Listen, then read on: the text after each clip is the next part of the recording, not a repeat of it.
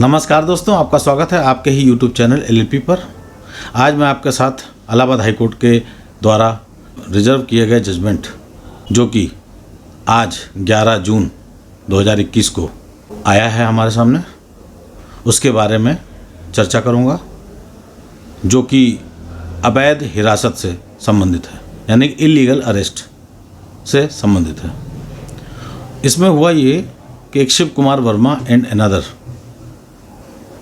के खिलाफ धारा 107, 116 के तहत पुलिस के द्वारा एक चालानी रिपोर्ट 8/10/2020 को SDM के यहाँ सबमिट किया गया।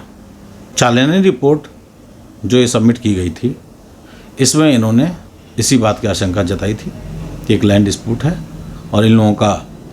पारिवारिक झगड़ा है लैंड को लेकर, वो भी पूर्वजों की जो भी संपत्ति होती है उसी के बाबत ये लड़ाई इनकी आपसी है। तो जब चालानी रिपोर्ट प्रिंटेड फॉर्म में सिर्फ नाम, विलेज का नाम और जो डिस्प्यूट क्या है, लैंड डिस्प्यूट, इस तरह से लिख के इंक से बस SI महोदय के द्वारा, सब इंस्पेक्टर महोदय के द्वारा ये काम चालानी रिपोर्ट का पूरा कर दिया गया। और इसमें रही सही जो कसर थी वो SDM के स्तर से पूरी की गई। 8/10/2020 को जब ये चालान सबमिट हो गया, तो 8/10/2020 को ये सबमिट होने के बाद SDM साहब के द्वारा ये कह दिया गया कि ठीक है, बॉन्ड श्योरिटी इनसे मांगी जाए, और 21/10/2020 की डेट उन्होंने लगा दी,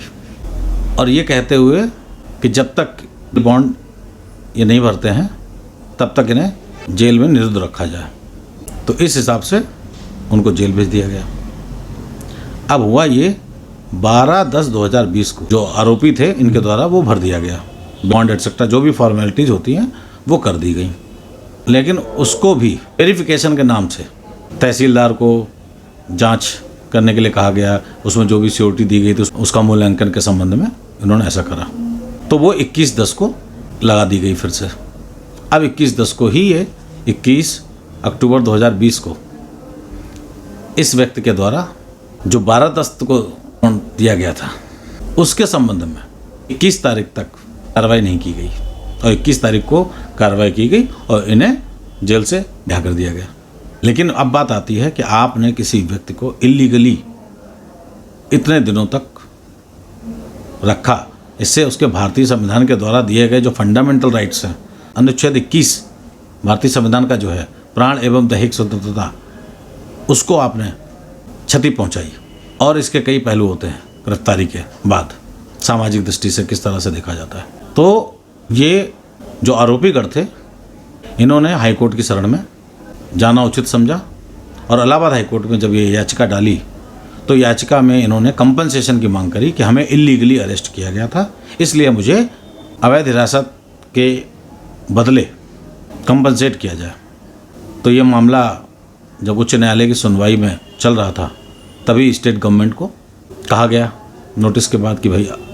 बताइए आपका क्या कहना। उन्होंने अपना एक काउंटर एफिडेविट, जिसको हम जवाब कह सकते हैं उस पिटीशन का, वो फाइल किया, और उस काउंटर एफिडेविट में उन्होंने एक पत्र का हवाला दिया जो 31 जनवरी 2021 को जारी किया गया था उत्तर प्रदेश शासन के द्वारा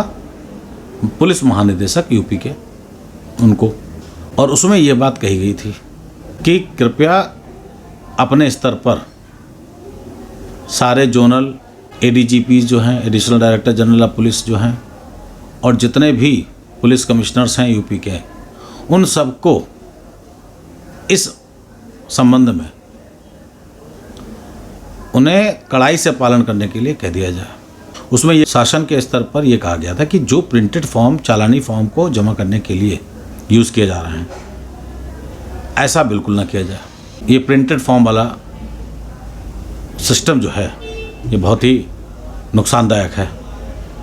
एक बात हो गई। और इसके बाद यह कहा गया कि जो भी प्रार्थना पत्र या अन्य कोई भी दस्तावेज है वो सब साथ में संलग्नक के तौर पे लगाया जाए। और तीसरे ये भी कहा गया कि जो व्यक्ति, चाहे वो चौकी प्रभारी हो या वो सब इंस्पेक्टर हो, उसको अनिवार्य रूप से उसके विषय में जो विषय वस्तु है उसको स्पष्ट अपनी आख्या देते हुए तथ्यपरक सुविचारित तरीके से वो जब अपनी बात उसमें डिस्प्यूट के बारे में लिखा, उसकी आशंका के आधार क्या है वो सब लिखेगा, तब जाके वो अग्रिम कार्रवाई के लिए एसडीएम के अंतर्गत ले जाएगा मामले को। और एसडीएम को भी दिशा निर्देश दिए गए कि आप इस तरीके से इसका ध्यान रखेंगे, प्रिंटेड फॉर्म में अगर है तो उसका इस्तेमाल नहीं करेंगे, और जो भी आप निर्णय देंगे वो तथ्यात्मक दृष्टि से सुविचारित तरीके से स्पष्टतया से आप अपने आधार लिखेंगे कि ऐसा क्यों किया जा रहा। और चूंकि धारा 107, 8, 9 इनमें तो आप 1 वर्ष से अधिक के लिए नहीं कर सकते, लेकिन 111 में दंड प्रक्रिया संहिता की धारा 111 के तहत जरूर आप 3 वर्ष तक के लिए किसी को डायरेक्ट कर सकते हैं। लेकिन ये चूँकि प्रिवेंटिव मेजर्स हैं, धारा 107, 116 की जो कार्रवाई की जाती है उसका पर्पज़ ये है कि शांति भंग वगैरह होने की जब आशंका होती है तो उसको निवारित करने के उद्देश्य से, उसको प्रोटेक्ट करने के, उसको प्रिवेंट करने के उद्देश्य से ये बनाई गई थी। तो अब सवाल उठा कि मामला तो कंपनसेशन के संबंध में था, तो इन्होंने क्या उसी बीच में 2 मार्च 2021 की जो स्टेट गवर्नमेंट जियो है, जो पॉलिसी है, उसके बारे में बताया। उस पॉलिसी को बताने के बाद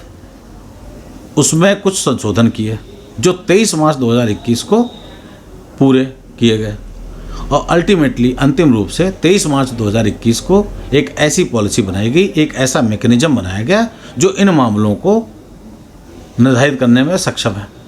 और एक प्रावधान उसमें और जोड़ दिया गया, ये सब सेफ्टी मेजर्स तो लिए गए, साथ में उन्होंने